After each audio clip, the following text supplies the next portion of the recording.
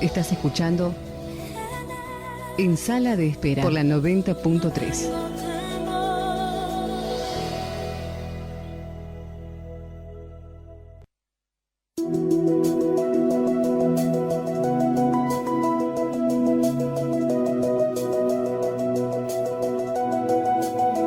¿Quién podrá apartarme de tu amor? ¿Qué concepto me hará alejarme? ¿Quién podrá comprar mi corazón? Cambiar de parecer, olvidando mi fe. Ni hambre ni dolor, angustia o traición me podrán separar de tu amor. Sin miedo a nada. Hola, buenas noches. Aquí estamos junto a ustedes en una nueva emisión de En Sala de Espera por Radio Hope 90.3 Quilmes, Argentina. Y como cada martes trayendo una temática nueva, diferente, pero que no solo nos entretiene, sino que también nos instruye, algo que nos edifica para vos, algo preparado especialmente para tu vida. Así que no te lo podés perder, no te podés distraer. ¿Dónde estás? ¿En el auto? Bueno, subí el volumen. ¿Estás en tu casa? Ponete las pantuflas, prepárate un té. Es tu momento, tírate ahí en el sillón y... todos a callarse, porque empezó tu programa. Empezó tu programa. Y ya les digo muy buenas noches al staff completo de En Sala de Espera, a la productora. ¿Cómo te va, Adriana Barraza? Muy bien, contenta de volver a estar en compañía de nuestros oyentes que nos siguen martes a martes y con un tema muy especial acerca de la vida de José. Es verdad, esta vida nos está deslumbrando. Sí, Ay, sí, lo que se viene hoy. Un tema tremendo. Mejor que el otro. Mejor que otro. Y la co-conductora, muy buenas noches, profe Alejandra Echeverry. Buenas noches, queridas amigas, y bienvenidos a todos los que nos están escuchando. Y por supuesto, al señor operador, muy buenas noches, Jesús Madrid. Hoy tenemos una hora completa, ¿eh? Sí, no se cortó la luz. Hay luz. Hoy hay luz. Bueno, ¿y quién les habla? Silvana Boto de Martínez. Así que bueno, qué bueno porque tenemos la hora completa. El martes pasado nos quedamos ahí como, nos faltaron 15 minutos. Así que bueno, contentísimas con esta semana fresquita. Pero por lo menos hoy había un solcito a la tarde. Ahora bueno, bufanda y guante. Yo te diría quédate en casa, escucha la Hope. Es la mejor manera de pasar este frío. Y porque nos gusta que vos te comuniques con nosotros y también nos escuches, te pasamos las vías de comunicación. Teléfono 4257-0821. En Facebook nos ubicás en los perfiles de En Sala de Espera y Hope es tuya. Nuestra página www.radiohope.com.ar. Nuestro correo electrónico ensaladespera@hotmail.com.ar. Y si querés volver a escuchar alguno de los programas que ya han sido emitidos, podés ubicarlos en la página de la radio, en nuestro perfil o en YouTube. Y este espacio está auspiciado por... Dorcas, indumentaria femenina y accesorios, está siempre presente para asesorarte en la colección de tu outfit para cada ocasión. Patricia y Viviana te esperan de lunes a sábados en Bolivia 1252, Quilmes Oeste, para mostrarte la nueva colección. Podés visualizar la colección en Facebook en su perfil Dorcas. Dorcas, indumentaria femenina.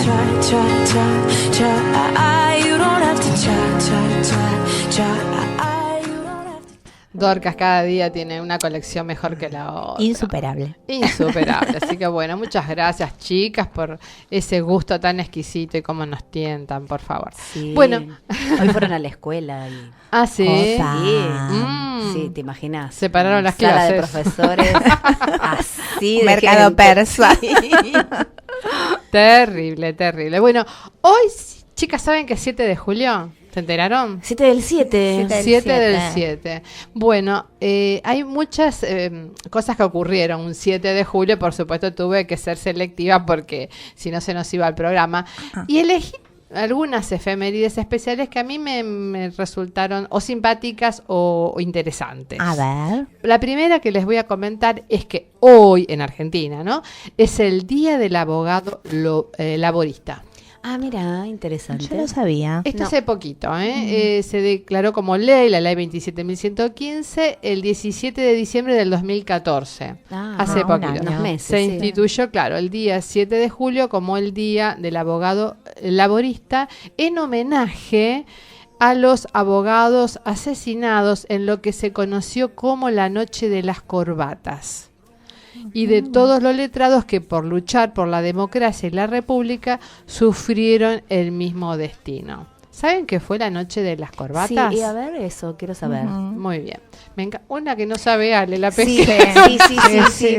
No, Conozco pero la de ella las no noches besasna. de los Lápices, lápices, de los pero no bastones. sabía que había La de las noche corbatas. de las De las corbatas. corbatas. Bueno, me A encanta. ver, año. Al conjunto, bueno, se llama la Noche de las Corbatas, al conjunto de secuestros de abogados y familiares de estos. 11 personas en total, realizados por integrantes del ejército argentino que actuaban en forma ilegal en el lapso entre la tarde del 6 de julio y la madrugada del 13 de julio del año 1977 en la ciudad de Mar del Plata. Ah, Ujú. mira. Según un par de sobrevivientes, la mayor operación de represión masiva que vivió esa ciudad a 16 meses de instaurada la dictadura militar. Claro. El nombre dado al suceso tuvo origen en que 6 de los secuestrados, o sea, de los 11 secuestrados, ejercían su profesión de abogados.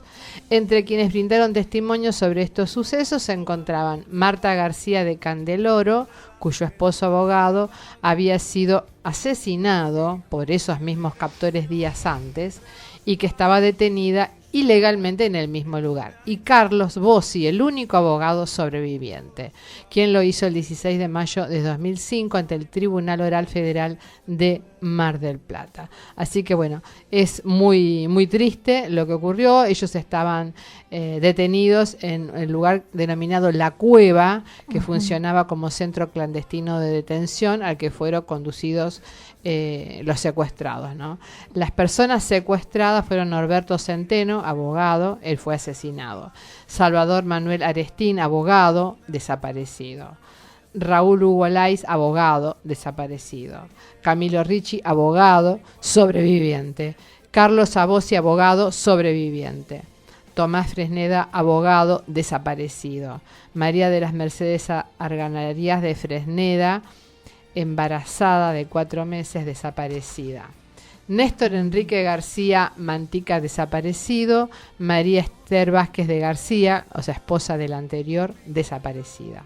José Verde, ex secretario general de la Asociación Judicial Bonaerense de Mar del Plata, sobreviviente, y su esposa sobreviviente. Ellos fueron los que fueron testigos de todo esto y narraron el acontecimiento. A partir, ¿no?, de esta situación se decidió declarar el 7 de julio como el Día del Abogado Laborista, ya que la mayoría se dedicaban a eso. Eran abogados, pero se dedicaban a la parte laboral, reconocidos laboralistas. Así que bueno, es una fecha, digamos, importante para no olvidar por todo lo que eso significa. Sí, me resulta hasta el día de hoy, ¿no? El hecho de que uno pronuncie esa palabra, desaparecido. Claro. Muy fuerte. ¿Sabes que me produce como un escozor importante? Porque ¿cómo puede ser una persona desaparecida? O está viva o no está viva, pero desaparecida, toda esta cantidad de años que estamos hablando. Hablaste del año 77. 1977. Vamos rumbo, ¿no? Casi 40 años. Es mucho. Es mucha tristeza. ¿M? Sí. Bueno, también les quería mencionar que el 7 de julio en la Argentina se recuerda como el Día de la Conservación del Suelo. Se estableció en el año 1963 por el entonces presidente Arturo Illia.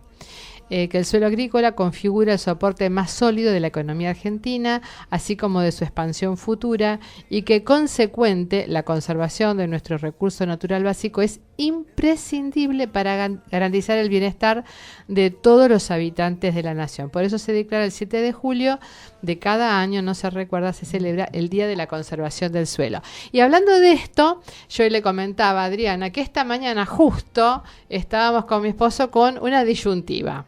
¿Qué pasó? El reloj empezó a trazar que fallaba la pila, había que cambiar la pila. Ya cambiamos la pila del reloj y ahí vino la gran pregunta. ¿Qué hacemos con la pila del reloj? ¿La tiramos a la basura o no la tiramos a la basura? Y estábamos los dos como no, porque contamina, porque sabemos que si la tiramos a la basura normal, esto va a ir a la tierra y contamina, etcétera, etcétera. Entonces, bueno, me puse a googlear y la verdad que en Argentina no tenemos muchas opciones. Así que, bueno, yo encontré una que me pareció buena mientras tanto, que se oficialice otra, y la que la mayoría aconsejan es ir guardando las pilas en botellas de plástico, de gaseosa. Exacto. Y una vez que hayamos puesto muchas pilas adentro de la botella, rellenarla con acerrín, porque eso como que absorbe todos los ácidos y demás. Por supuesto, una vez que está llena, cerrarla y tratar de sacarla al basurero, al recolector de basura, pero separada de la basura común, porque supuestamente ellos tendrían que llevarlos a lugares que se ponen en bloques de cemento para después hacer hormigón y demás para la ciudad.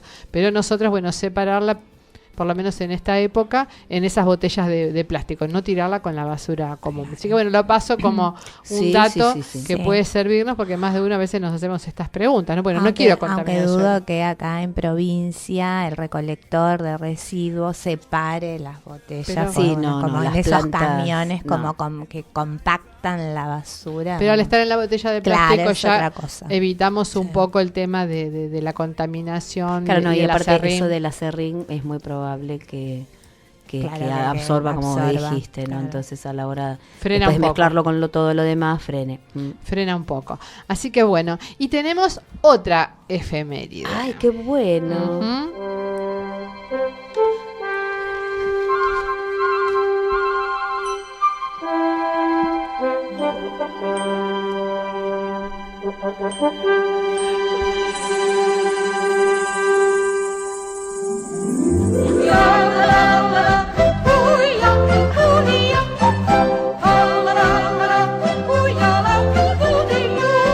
Abuelito, dime tú, ¿qué sonidos son los que oigo yo? Abuelito, dime tú, porque yo en la nube voy. Dime por qué huele el aire. Dime por qué yo soy tan feliz. Abuelito. ¿Qué es el cumpleaños de Heidi? Más o menos, más o menos. Ahí cerca, la pegaste en el poste. Bueno, nosotras somos niñas que nos gusta mucho Heidi. Sí. Yo en mi infancia me devoré el libro en una tarde. En una tarde me devoré el libro de Heidi, fanática. Y después, bueno, cuando salieron los dibujitos, los miraba. Yo recuerdo eso. Escuchaba la música y ya salía corriendo. Claro. Yo ya estaba un poco grande. Claro, por eso. Pero como los miraba Cintia, yo me enganchaba. Bueno, hoy, 7 de julio del año 1901, fallecía Johanna Spyri. Johanna Spyri, que nació en Hirschfeld el 12 de junio de 1827 y muere en Zúrich. Ella fue la escritora suiza. Su nombre de soltera, Johanna Louise Hauser. Es conocida mundialmente por su relato infantil Heidi. Así que bueno, me pareció muy tierno recordarla. Johanna Spyri, ¿no? Cuánta ilusión, cuántos sueños. Desde la risueña y antigua ciudad de Mainfeld parte un sendero que entre verdes campos y tupidos bosques llega hasta el pie de los Alpes majestuosos que dominan aquella parte del valle. Desde allí, el sendero empieza a subir hasta la cima de las montañas a través de prados de pastos y olorosas hierbas que abundan en tan elevadas tierras. Con esta poética descripción comienza la más famosa de las obras de esta autora, que ha hecho las delicias de todos los niños del mundo durante varias generaciones. Heidi. Y yo diría, gracias, Johanna Spyri. Merecido homenaje. Sí, totalmente. Así que bueno, fue un poquito el resumen de esas efemérides especiales que queríamos compartir con ustedes. Bueno, venimos una semana, digamos, muy especial por las actividades que se realizan en todo nuestro país, recordando el 9 de julio, la independencia de nuestra nación. Nuestra iglesia no quiere dejar pasar por alto esta fecha de la independencia, pero también nosotros recordamos que a nosotros personalmente Cristo nos hizo libres. Sí. Sí. Entonces el 8 de julio, es decir, mañana 20 horas, acá en Irigoyen 719, se estará proyectando la película El Poder de la Cruz.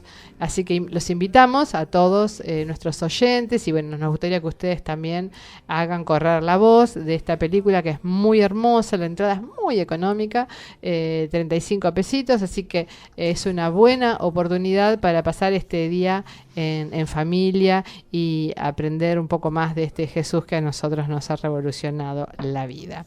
Y bueno, podríamos antes de pasar al siguiente bloque, que Ale va a arrancar con una etapa de la vida de José maravillosa, me gustaría compartir con ustedes el primer tema musical de hoy, cantado por Marcos Brunet, Digno. Y ya volvemos con ustedes muchísimo más en Sala de Espera.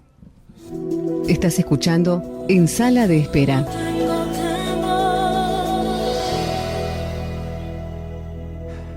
No tengo nada para ofrecer,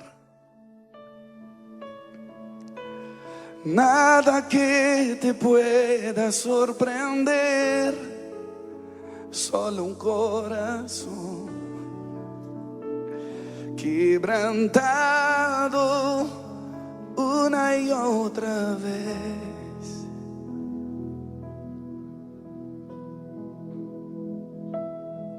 Y no hay nada que me enamore más,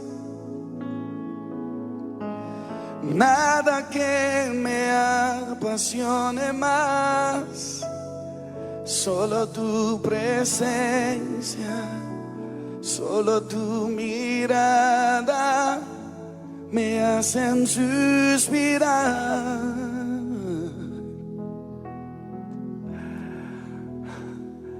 Me inclino ante ti, Rey que perdona multitud de errores. Me inclino ante ti, Rey que perdona multitud de errores. Me inclino ante ti,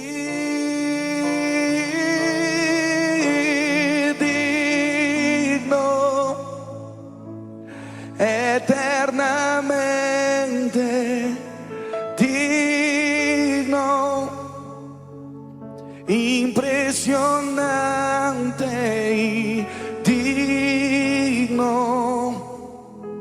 Solo ante ti yo me inclino.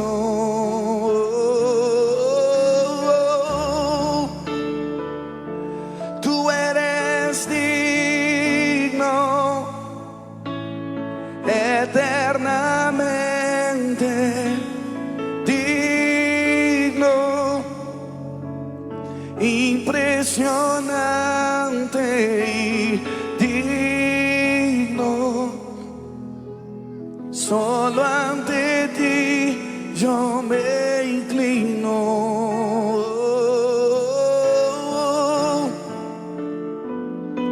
Tú eres digno, eternamente digno. Cantamos impresionante, impresionante y digno. Solo ante ti yo me inclino. Deja toda hipocresía a un costado esta noche. Quita toda máscara religiosa y hagas lo que tengas que hacer en la presencia de Dios ahora. Rasga tu corazón y no tus vestidos, dice la palabra. Lloren los sacerdotes entre la entrada y el altar. Busquemos el rostro. Busquemos que el rostro de Dios resplandezca esta noche. Busquemos su aprobación. Yo no voy a pedir que vengan aquí adelante. Quiero que entiendas que tu corazón es el altar. Ahí donde estás, rasga tu corazón y busca la aprobación del único que es digno, del único que nos impresiona. Digno, digno, digno, impresionante y digno. Solo ante ti yo me inclino.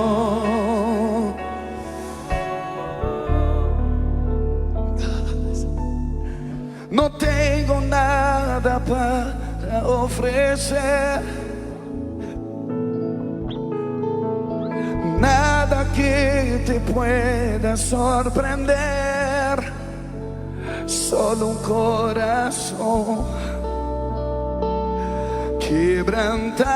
quebrantado una y otra vez.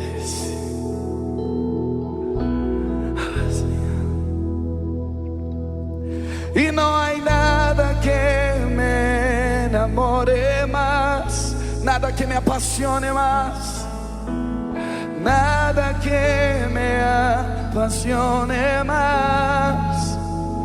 Solo tu presencia, solo tu mirada me hace suspirar. Alguien puede salir de su lugar, inclinarse ante el Rey de Reyes. Me inclino ante ti, Rey que perdona multitud de errores. Nadie me perdona como tú.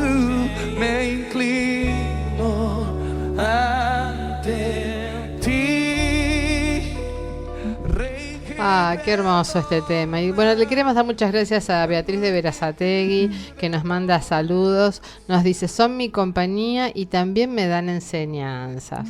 Ay, Un gracias. abrazo. Un besote. Y bueno, sí, el tema que nos pedís ahora después de este bloque lo pasamos, que así que quédate ahí, que ya lo vamos a estar escuchando juntas porque es un tema precioso.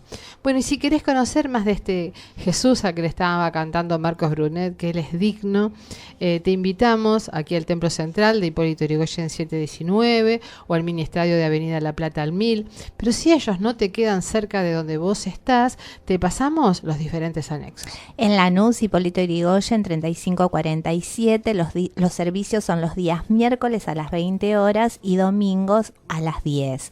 En Bernal Oeste, Boedo 1734, los servicios martes y sábados a las 20 horas y domingos a las 19. Quilmes Este, Libertad 1448, los servicios miércoles 18 y 20 horas, domingos 10 y 18 horas. En Berizo, Avenida Génova 3143, entre 155 y 156, los servicios los días domingos 19 horas. En Dolores, Juan Beselva y Espora, los servicios son los días sábados 19 horas. En Ezeiza, calle Prava 141, a 2 cuadras de la estación de Ezeiza, los servicios son los días martes 20 horas y domingos 10 horas. Y por supuesto, Florencio Varela, en la calle Vélez Arfield 41, a 30 metros de Avenida San Martín. Los servicios son los días jueves 20 horas y los domingos 10 horas. Y este espacio está auspiciado por... Panadería Artesanal Millalón. Acércate a conocernos en 12 de octubre 1266, entre Blas Parera y Vélez Arfield, Quilmes Oeste. Atendida por sus dueños. Panadería Artesanal Millalón.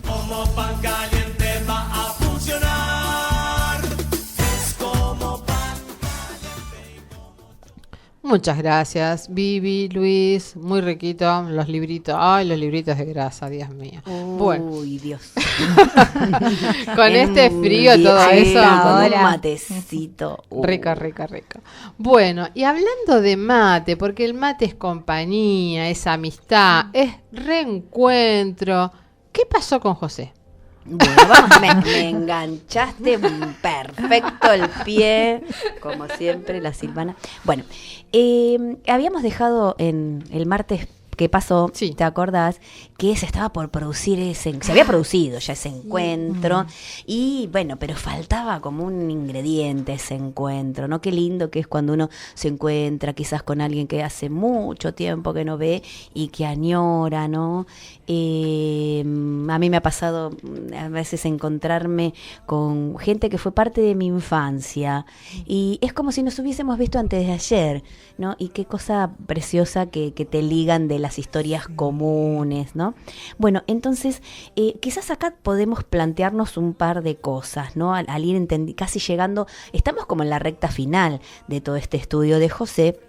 Entonces uno se podría pensar, digamos, pensando y imaginando, ¿no? Todo esto que cómo fue su vida, todo lo que hemos contado, cómo fueron sus comienzos, las tragedias del comienzo y ahora estaba en la cumbre, ¿no? Entonces uno se podría preguntar, por ejemplo, ¿por qué fue José considerado tan grande?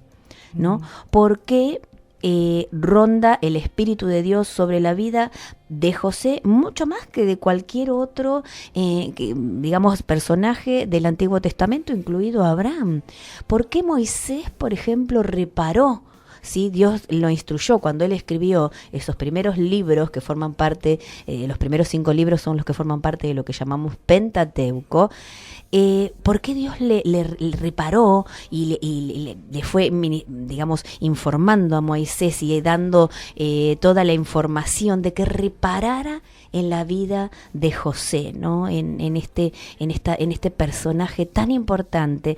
¿Por qué en él y no en otro personaje? Claro. Quizás, ¿no? De alguna manera Dios quería mostrarnos a través de la vida de José, enseñarnos muchas cosas. Y como vamos ya rumbo en esta recta final, es importante que ya las vayamos como desmenuzando, ¿no? ¿Qué nos habrá querido decir el Señor con todo esto? Pensemos que José era simplemente un hombre, jamás caminó sobre el agua, nunca estuvo, por ejemplo, digamos así, libre de problemas, siempre muchas situaciones a enfrentar, no hizo milagros, vos no te vas a encontrar que él hizo milagros, tampoco te vas a encontrar que hizo grandes profecías, él simplemente tuvo sueños, claro, y los interpretó.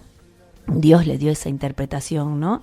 Pero no es, no lo vas a ver como Elías, no lo vas a ver como Eliseo haciendo milagros, maravillas, prodigios. No, pero qué cosas maravillosas hay en su vida que hoy tenemos que reparar en ello, ¿no? Entonces, ¿por qué fue tan grande?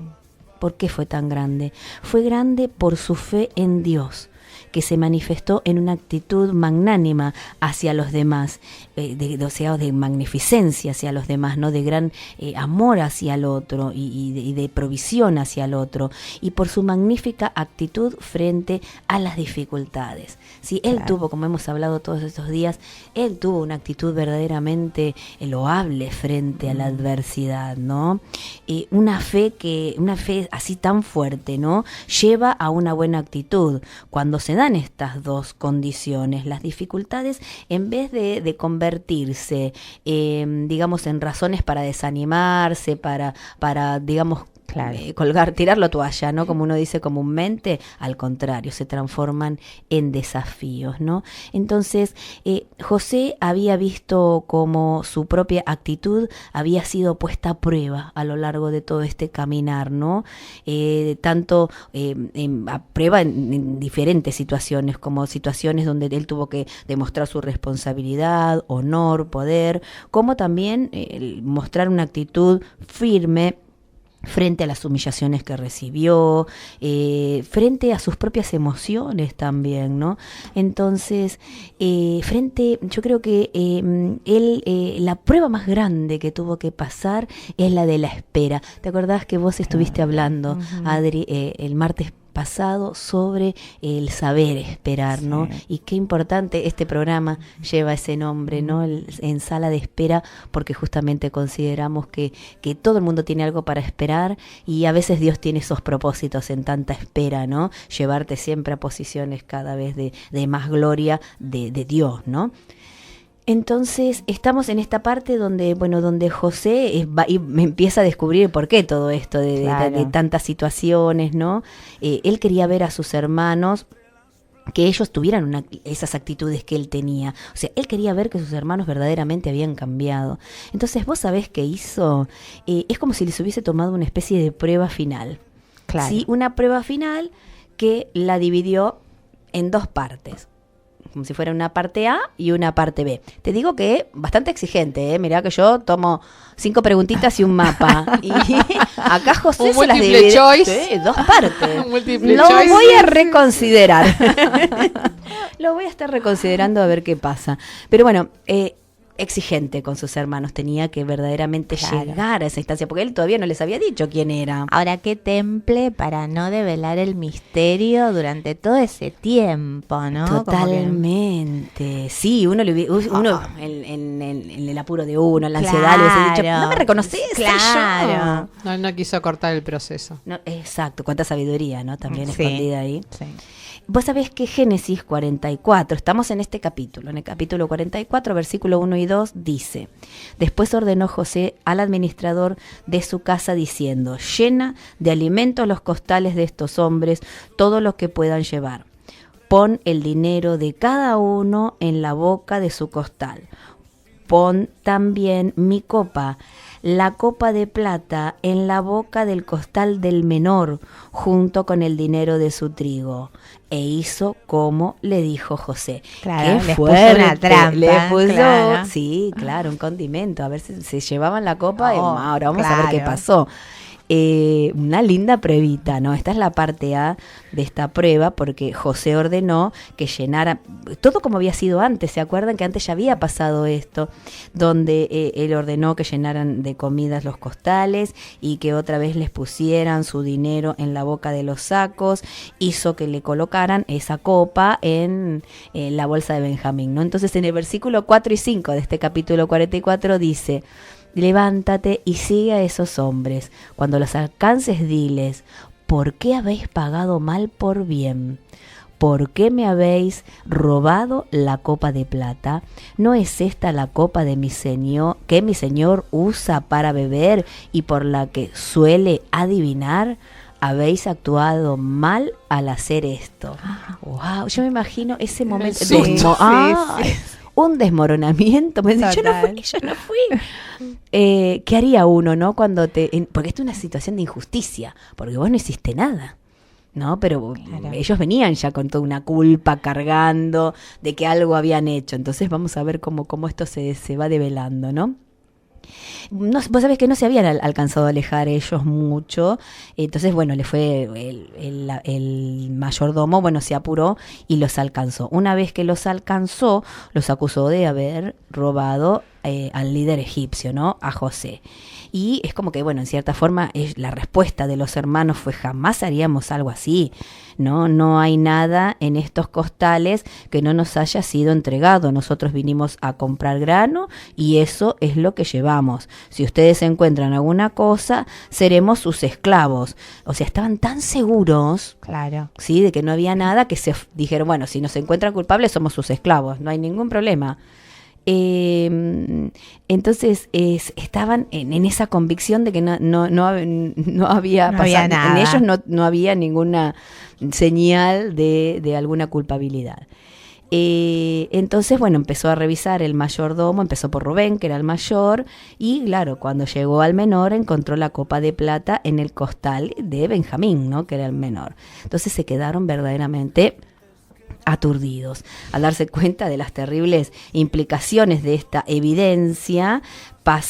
O sea, es como que del aturdimiento pasaron a la desesperación, claro, es decir, no entendía nada, y yo calculo ese temor de decir: ¿y ahora qué hacemos? ¿Para dónde huimos? Claro. Entonces dice que fue tan importante su angustia que rasgaron sus vestiduras. Eso está en Génesis 44:13. Tuvieron que regresar a la ciudad con el mayordomo, por supuesto, e inmediatamente fueron llevados a la presencia del gobernador. Allí fue Judá quien habló por todos. O sea, que es como que Judá se hizo cargo. Ahora, este mismo Judá Claro. era el que le había dicho a los hermanos, tirémoslo a la cisterna y bueno, y que muera, matémoslo. Matémoslo, claro. exacto. Qué cambio, ¿no? Y eso para José después comprobarlo, como vamos a ver ahora, era una parte de esa prueba, ¿no? Entonces dice la palabra de Dios en Génesis 44:16, entonces dijo Judá, ¿qué podemos decir a mi señor? ¿Qué hablaremos? ¿Con qué nos justificaremos? Dios ha descubierto la culpa de sus siervos. He aquí, somos esclavos de mi señor, tanto nosotros como aquel en cuyo poder fue hallada la copa. ¿No? Entonces esta confesión que saliera justamente de la boca de Judá nos pone de manifiesto esto, ¿no? Este primer examen de parte de él en representación de todos los hermanos, Claro. porque todos estaban en este mismo sentir, ¿no? Judá, vos fíjate que no trató de justificarse ni por sí mismo, ni por los demás, ni por Benjamín. Al contrario, es como que digamos, es como que tomaron esa actitud de no de justificarse, sino de hacerse cargo. Bueno, Tampoco dejaron solo a Benjamín, que Tampoco. sería el culpable, digamos, supuestamente, a los ojos. claro. Vos sabés que Judá dice muy claramente que todos ellos eran culpables, o sea, hay una culpa conjunta que él la expresa, pero que eso refleja la culpa que todavía tenían por ese hermano que ellos todavía creían muerto, ¿no? José quería saber si sus hermanos eran capaces de ver la mano de Dios en su vida diaria, aún en las cosas que parecían injustas, aún en el infortunio y la muerte. Quería ver justamente eso, si ellos tenían esa capacidad de tener ese enfoque que es no horizontal, sino un enfoque vertical. Claro. O sea, un enfoque vertical habla hacia arriba y en relación con Dios, ¿no? Entonces, acá es como que empieza todo, o sea, uno ya advierte todo ese proceso de restauración que empezó, evidentemente, cuando empezó el hambre, cuando empezaron a tener necesidad, tuvieron que volver a Egipto, se encontraron con todas estas situaciones que todavía ni siquiera sabía que eran su hermano. Tuvieron que pasar todas estas peripecias. Es como que Dios les fue permitiendo traer a luz todo eso que había quedado ahí arrumbado, ¿no? Entonces eso Dios hace en nuestra vida, esos procesos de restauración. Te trae las cosas del pasado que todavía están ahí, que no tienen que ser sanas. Si tiene que haber pedir perdón o de advertir que hubo una situación donde vos faltaste a tu hermano, a tu amigo, todo, de alguna manera Dios va a proceder y va a mover las fichas como para que vos te des cuenta que tenés que llegar a esa instancia para poder ser restauradas. Entonces, acá viene lo que sería el trato por el hermano menor. Dijo José en Génesis 44:17, dice, nunca haga yo tal cosa. Aquel en cuyo poder fue hallada, claro, porque ellos tenían miedo de que obviamente fueran castigados, los mataran. En cuyo poder fue hallada la copa, será mi esclavo. Los demás, volveos en paz a vuestro padre. Esta era la segunda parte del examen Fuerte, final, ¿no? claro. Justo el padre que le había No vuelva. recomendado el hijo No menor. vuelvan sin Benjamín. Acordate que le dijo, van a hacer descender mis canas al Seol de la angustia, claro. Qué buen momento, Ale. Sí, Qué buen momento para escuchar momentazo. un tema musical y dejar esto plin, plin, plin. sí. Pero seguimos. Esto es solamente un cortecito para que ustedes se queden meditando qué momento tremendo que habrá pasado. Y vamos a escuchar el tema, bueno, que recién nos pedía Beatriz de Berazategui. Es un temazo, El misterio de la cruz, cantado por Yulisa. Y ya volvemos con más en Sala de Espera para vos. Estás escuchando En Sala de Espera.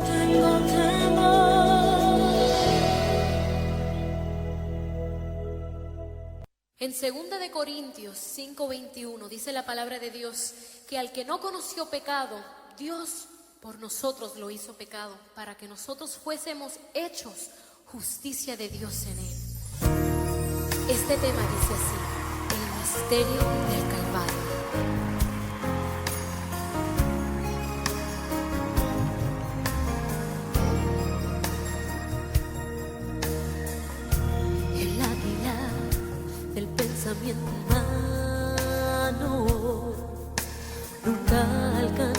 cruzará las alturas del Calvario.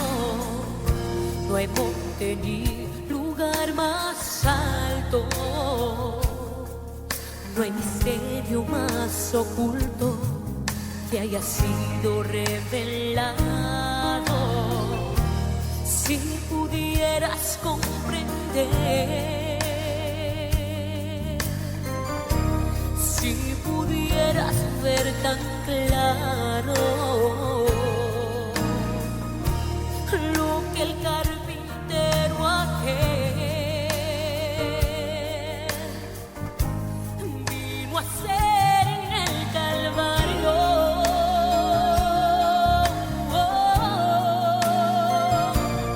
Él vino a reconciliar al Creador y su criatura, disipando cualquier duda de su amor y su poder.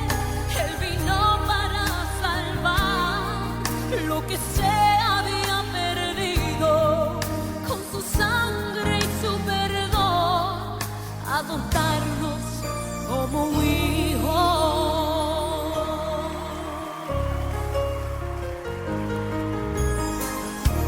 Aquella cruz bañada de amor quedó anclada para siempre en mi corazón. Si pudieras comprender, tú que me escuchas, si pudieras ver tan claro lo que el carpintero aquel vino a hacer en el Calvario.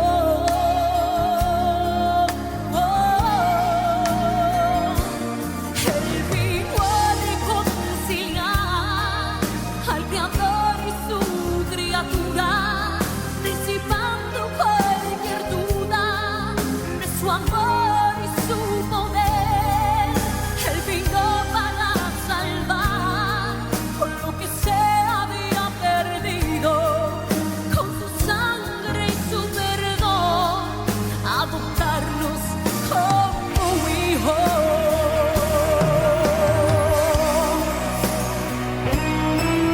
Sí, Señor, oh, no hay otro como tú, mi Dios. Gracias, Señor.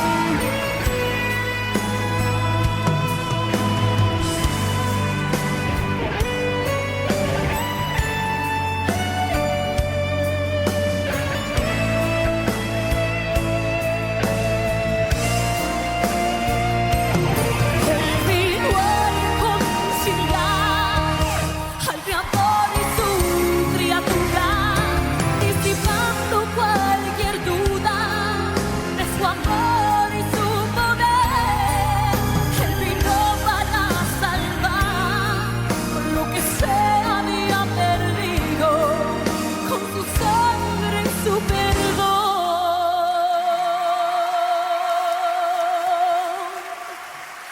y adoptarnos como hijos. Qué hermoso tema, por favor, qué hermoso. Bueno, estamos hablando todos estos días, no solo de José, de su vida, como un evento biográfico, sino todo lo que estamos aprendiendo, de verdad, y estuvimos hablando del tiempo de la espera, de lo que significa, que no es un tiempo perdido. Y bueno, y todo esto me hizo acordar a una reflexión que leí en estos días sobre un psicoterapeuta, Sheldon Kopp, que él publicó algo así: todo el mundo quiere ir al cielo, pero nadie quiere morir, ¿no? ¿Cómo? Todo el mundo quiere ir al cielo, pero nadie quiere morir. Y esta frase como que me quedó así dando vueltas en la cabeza. Y él explicaba un poco más este tema, diciéndolo de otra manera: todo el mundo quiere llegar sin viajar. Claro. ¿Mm? Y justamente acá estamos viendo la vida de José con sus hermanos, con todo lo que pasó, con su familia, y cómo, bueno, él no apresuró, ni abortó, ni buscó atajos, sino que fue llevando paso a paso este proceso, porque había un objetivo y había un lugar a donde llegar, que era el arrepentimiento de sus hermanos y el aprender y el crecer. Pero bueno, en esta reflexión el psicoterapeuta apuntaba a que también hay como una filosofía de vida que cada vez se está haciendo más fuerte, que es el exitismo, ¿no? Entonces, ya como que nadie quiere ni siquiera iniciar un emprendimiento, solo si se le garantiza el éxito. Es verdad. Todo lo cual equivale al inútil esfuerzo de eliminar del vocabulario y del horizonte palabras como frustración, impedimento, incertidumbre, fracaso. Y la realidad es que la vida está formada de todo esto. Y sí.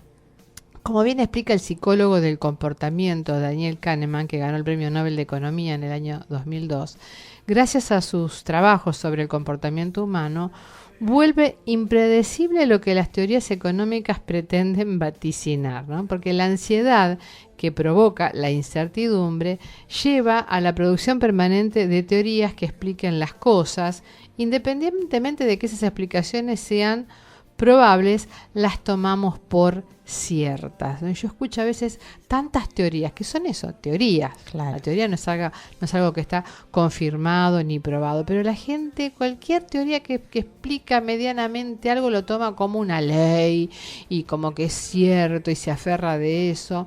Eso no solo pasa en las teorías económicas, sino también los ciudadanos comunes en nuestro diario andar, y también ocurre con los científicos. Así lo muestra Mario Livio, astrofísico rumano, que dedica un reciente libro a exponer grandes errores de la ciencia en los últimos 2 siglos. Ah, qué interesante. Interesantísimo. Allí figura Linus Pauling, Premio Nobel de Química en 1954, y su errónea descripción del ADN. En ese momento él hace una descripción que se toma como wow, revolucionaria, y después se comprobó que no, ¿sabes que no? Y fue Premio Nobel de Química, pero se equivocó. El físico inglés William Thomson, que hizo enormes aportes a la termodinámica, pero erró groseramente al calcular la edad de la Tierra. Mira vos. El mismísimo Charles Darwin, padre de la teoría de la evolución, teoría, subrayado, con comillas, con letra, teoría, Claro. que no previó el papel del azar en la evolución genética. Yo creo que no previó otras muchas cosas, Sí, pero bueno, el azar, eso va a ser tema para un programa entero. Sí. Y hasta el mismo Albert Einstein, ¿no? Que revolucionó la historia de la ciencia y el pensamiento con la teoría de la relatividad, pero se desdijo de la existencia de una energía negra en el universo, la que, tras su muerte, se descubrió como real. Y muchas de estas teorías que andan dando vuelta, muchas veces, bueno, son errores. Así es que el fracaso y el error existen, sí. Y no solo eso, no habría avance sin ellos. Si no hay fracaso, no hay nada para mejorar. Claro. A veces los fracasos son hijos de la impaciencia, otras veces de lo que aún no se sabe, o de malas lecturas de lo que es obvio, o del enamoramiento ciego hacia una idea, una teoría u obsesión. Y siguen, bueno, las causas son variadas, tanto que creo como los seres humanos que estamos en el planeta Tierra. El gran filósofo de la ciencia y pensador político, que fue Karl Popper, creó un valioso paradigma al hablar de la falsabilidad. Esto es que toda teoría, por muy sólida o lógica que parezca, es solo un paso en un camino interminable y únicamente puede admitirse en la medida que sea falseable, o sea, refutable. Una refutación exitosa deja a la vista un error y abre una puerta nueva que será válida hasta que venga otra para impugnarla con argumentos sólidos, porque justamente estamos hablando de teorías, ¿no? Lo que Popper planteaba para la ciencia también es aplicable a la vida de las personas, de las sociedades y de todos los emprendimientos humanos. O sea, en cierto modo, la historia humana es la historia de las refutaciones. La única manera de evitar una objeción, que a veces no nos quedamos como que no lo voy a emprender porque si no pueden ponerse en mi contra. Bueno, la única manera de evitar una objeción es quedarnos quietos, no hacer nada, no proponer, no decir, no arriesgar. Claro. O cerrar ojos y oídos, anular el razonamiento, guiarse por la imposición, la soberbia, la rigidez y el autoritarismo. Esto vale para las relaciones personales, vale para la ciencia, vale para la economía y desde ya para la política. Claro que en estos casos hay grandes posibilidades de extraviarse irremediablemente en el camino al cielo. Esto creo que no lo descubrió el psicoterapeuta. Si vamos a la Biblia, ¿no? Dios siempre nos habla cuán de lejos mira Dios a los soberbios, sí, que nos ponemos en esa posición de que la razón es mía y no admitimos la lejana posibilidad de que la perspectiva de otro diferente pueda llegar a ser válida. Totalmente. Convivir con los errores y los fracasos, recuerda Livia, es un aprendizaje que espera a cada persona y a cada comunidad desde el comienzo. En donde algo se emprenda, ambos serán parte del equipaje. No estarán emboscados para frustrarnos perseveramente, sino a la espera de mostrarnos caminos de creatividad y aprendizaje.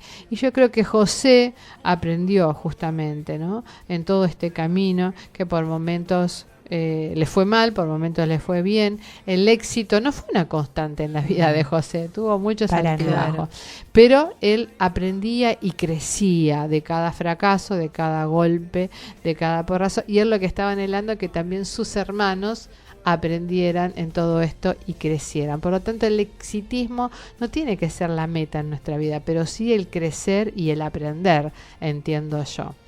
Y bueno, ¿cómo seguimos con la historia de José? Bueno, viste que habíamos quedado en que habían aprobado la primera prueba, la prueba de esa relación vertical con Dios, ¿no? Y en este caso ya avanzamos a la segunda parte de este examen, sí, y que es la prueba en sentido horizontal, ¿no? ¿A quién escogerían? De todos ellos o directamente de los hermanos. Claro, o directamente quedaba el menor como esclavo, digamos. Exactamente. Si había la pregunta sería, ¿se habría producido algún cambio en sus corazones con el paso de los años? Eso era para comprobar, ¿no? Entonces, estamos, para que nos ubiquen en la palabra, estamos en Génesis 44, del versículo 18 al 34. No lo voy a leer todo, pero sí una pequeña parte en donde la palabra nos dice: ahora pues, cuando llegue yo a tu siervo, mi padre, esto dice Judá, le decía a José, ¿no? Si el joven no está conmigo, como su vida está ligada a la de él, sucederá que cuando vea que no está con nosotros, el muchacho morirá. Jacob iba a morir, ¿no?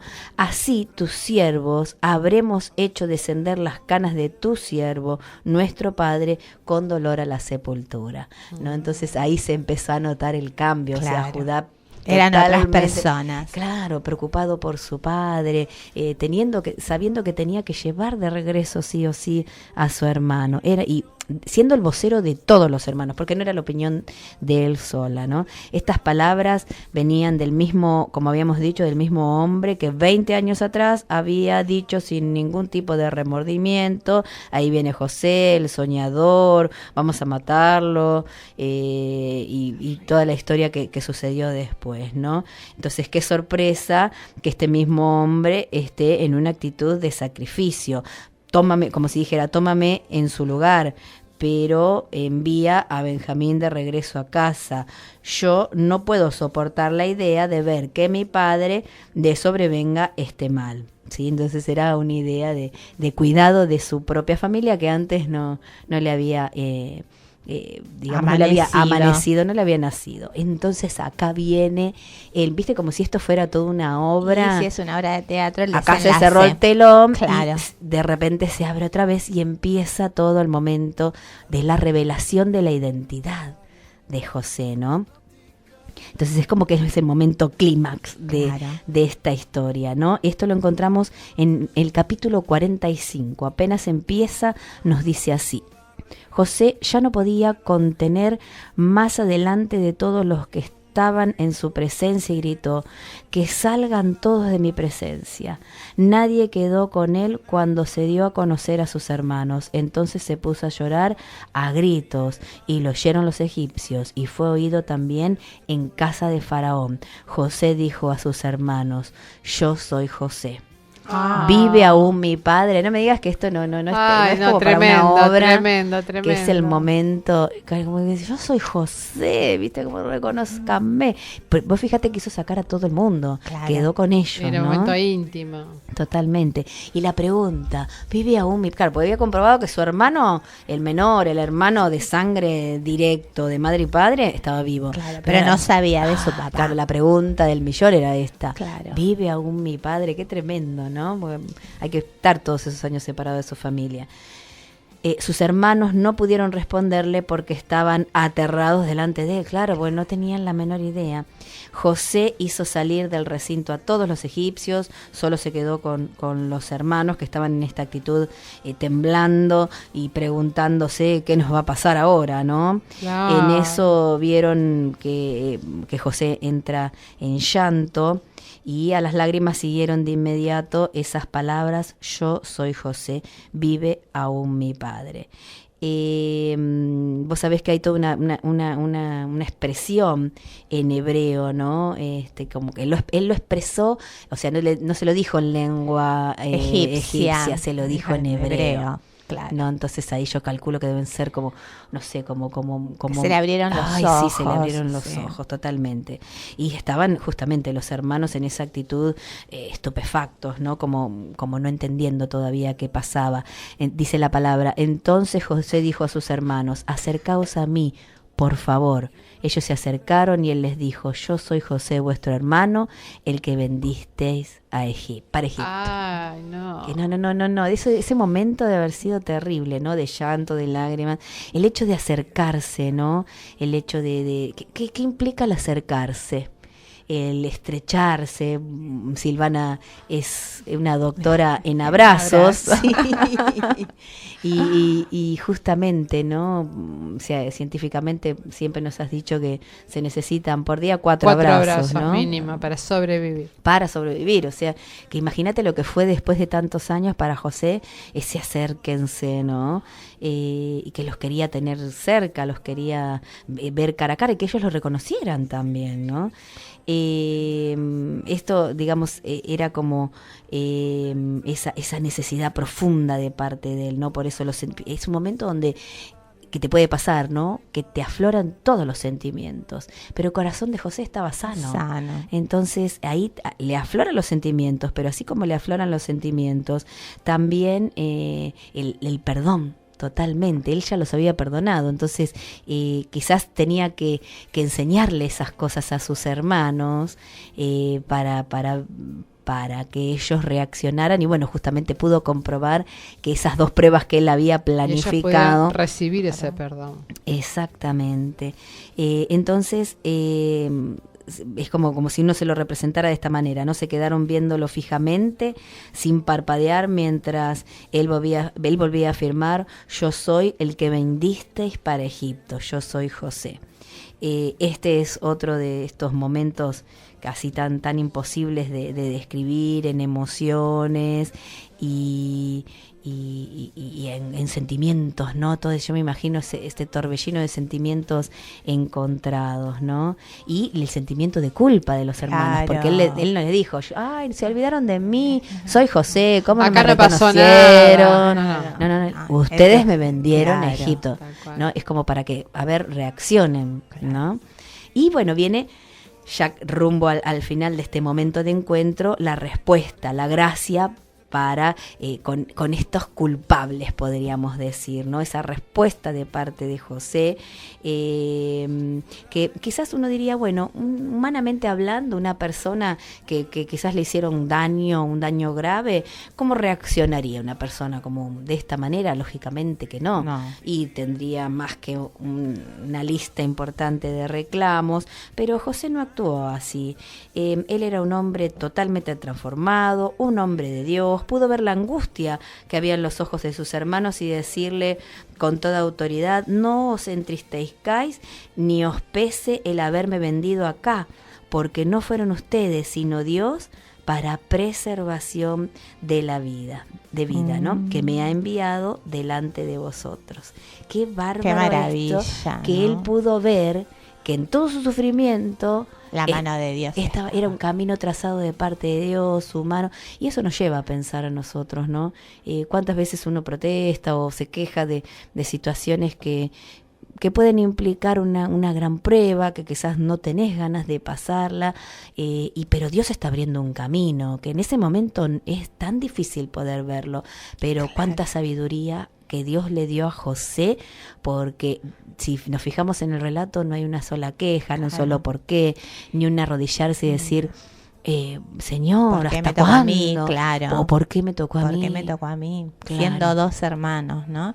Y la parte de culpa que le quita José a sus hermanos, como que los libera de la culpa. Totalmente. Con esto que le está diciendo. Exactamente, los libera de la culpa y digamos como que vamos ya rumbo al desenlace de este momento de encuentro, ¿no? Porque él pone siempre el acento en Dios. Entonces, eso es un mensaje para nosotros, ¿sí? Situación difícil que te esté pasando, si Dios la permite, bueno, en el momento no te vas a dar cuenta, pero sabe que un poco más adelante vas a ir viendo el por qué Dios preparó eso. Quizás hay alguien en tu familia que se tiene que salvar a través de una situación y bueno, te toca pasar la voz, ¿no? Así que bueno, ánimo, porque ya es como que justamente estas historias, ¿para qué nos sirven? Para tomar estos mensajes y para que nosotros podamos ver e imitar esta vida de José, ¿no? En sus actitudes. Y de pronto, si vamos a suponer que estuvieras del lado de los hermanos, ¿sí? Que vos suponete estás actuando como si fueras un hermano de José en alguna situación de tu vida que te está tocando enfrentar. Bueno, también acá ves el ejemplo de los hermanos. Acá experimentaron el dolor, ese valle, experimentaron ellos lo que es, para empezar, lo que sembrás cosechás. Y todo el aprendizaje que viene a través de todo esto, ¿no?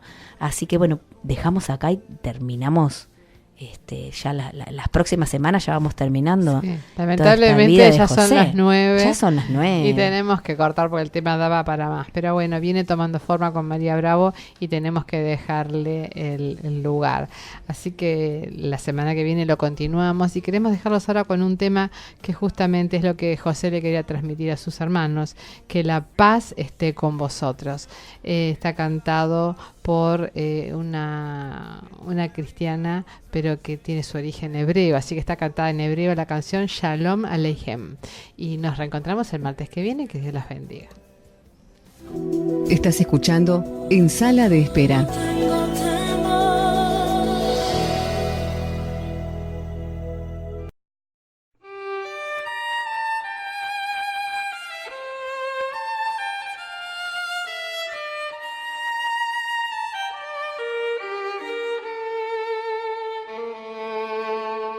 Shalom Aleichem, Malachei Yasharet, Malachei